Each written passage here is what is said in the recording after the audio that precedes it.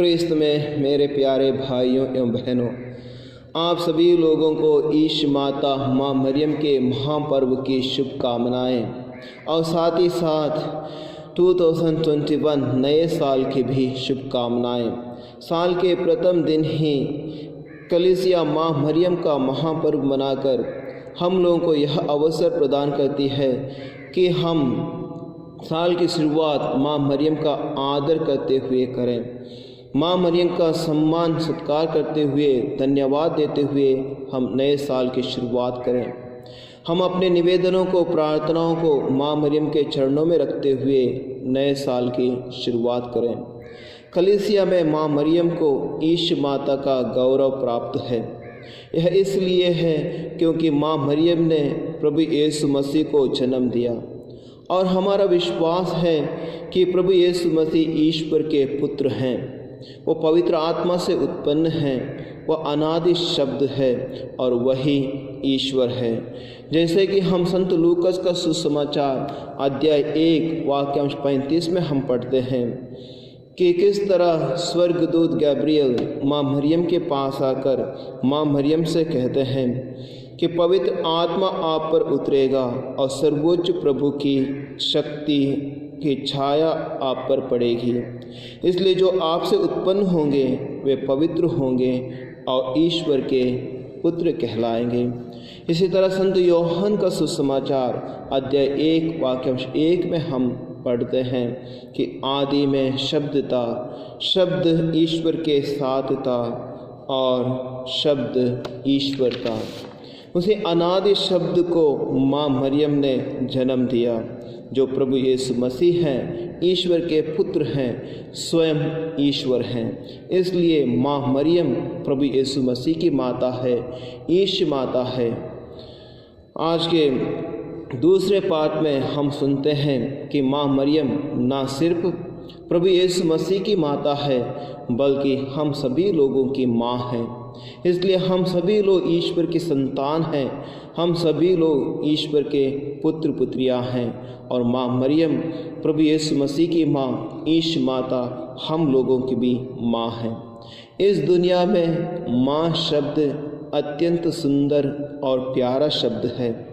माँ शब्द प्यार का चिन्ह है, ममता का मूर्त है, त्याग, बलिदान, तपस्या का प्रतीक है। माँ मरियम हमारा भरोसा सुदृढ़ बनाती है। माँ मरियम हमारे विश्वास को मजबूत करती है। माँ मरियम हम लोगों के लिए हमेशा मध्यस्थता प्रार्थना करती है।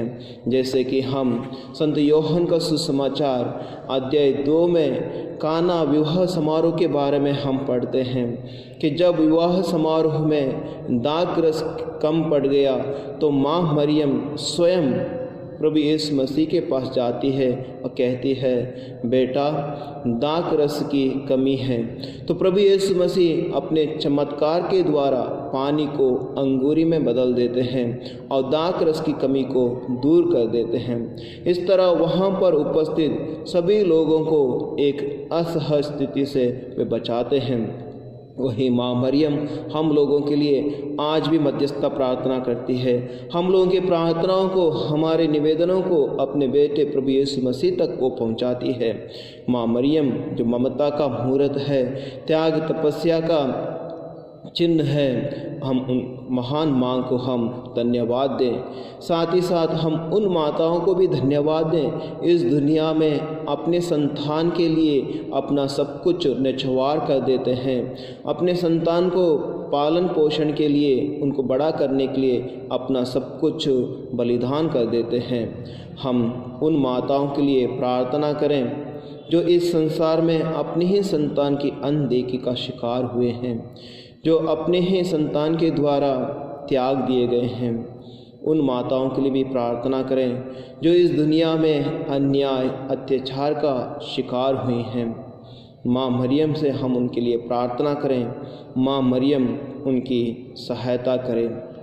आज नया साल है और नए साल के प्रथम दिन हम बहुत सारे लोगों को बहुत सारे शुभ संदेश हम देते हैं, शुभकामनाएं हम देते हैं। हमारे शुभकामनाएं सिर्फ दिखावे मात्र के लिए ना हो। जब हम दूसरों को शुभकामनाएं देते हैं तो हमारे मन में दूसरों के लिए अच्छे सोचें, दूसरों के लिए हम भला सोचें और हमेशा दूसरों के लिए हम शुभ संदेश दें। साल के प्रथम दिन हम नए संकल्प भी लेते हैं। हम लोगों के संकल्प अलग अलग हो सकते हैं, लेकिन जब हम संकल्प लेते हैं तो हमारे अंदर सुधार लाने के लिए और दूसरों के भलाई के बारे में हम सोचते हैं। इसलिए हमें हमेशा अच्छे संकल्प हमें लेने चाहिए। लेकिन हम लोगों ने कुछ ऐसे लोगों को भी सुना है कि जो नए साल में वे संकल्प नहीं लेते हैं, इसलिए क्योंकि उनका अनुभव है कि जो भी संकल्प वे लेते हैं उसको वो पूरा नहीं कर सकते हैं। लेकिन ऐसी सोच रखना हम लोगों के लिए, हमारे समाज के लिए अच्छा नहीं है, ये हमारे समाज के लिए हितकर नहीं है। हमें हमेशा अच्छे संकल्प लेना चाहिए, अच्छे संकल्प लेकर हमें आगे बढ़ना चाहिए। हमारे अंदर की बुराइयों को ख़त्म करने का संकल्प लेना चाहिए। हमें दूसरों के साथ अच्छे संबंध, ईश्वर के साथ अच्छे संबंध स्थापित करने का हमें संकल्प लेना चाहिए, क्योंकि हम हमारे लिए, हमारे समाज के लिए, हमारे परिवार के लिए हम स्वयं जिम्मेदार हैं। आज के सुसमाचार में हम सुनते हैं कि चरवाहे प्रभु यीशु मसीह के खोज में निकल पड़े और उन्होंने मरियम, यूसुफ और बालक यीशु को चरनी में लेटा हुआ पाया और बालक यीशु का दर्शन करके वे लोग ईश अनुभव से परिपूर्ण होकर वापस लौट गए हैं। आज हम भी प्रभु यीशु मसीह के खोज में निकल पड़े हैं। प्रभु यीशु मसीह को का जिस तरह चरवाहे ने दर्शन किया, उसी तरह हम भी उनका दर्शन कर पाएँ।